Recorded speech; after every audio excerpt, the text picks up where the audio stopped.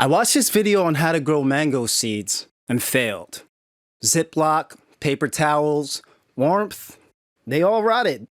Honestly, it's not that complicated. You don't even need to dry the seeds out. The only method that worked for me was planting the seed right after I ate it.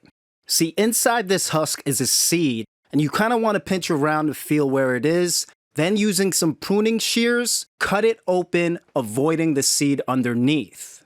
I filled the bottom of a 1-gallon pot with some perlite, and this will help prevent overwatering.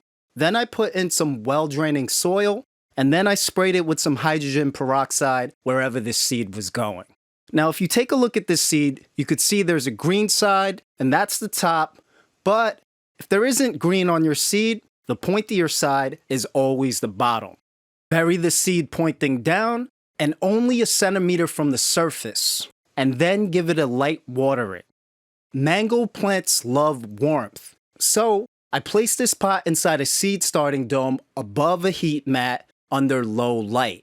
This is going to help emulate the tropical environment that they're used to. This is what it looked like 2 weeks later, and this is a week after that. That's really all it is.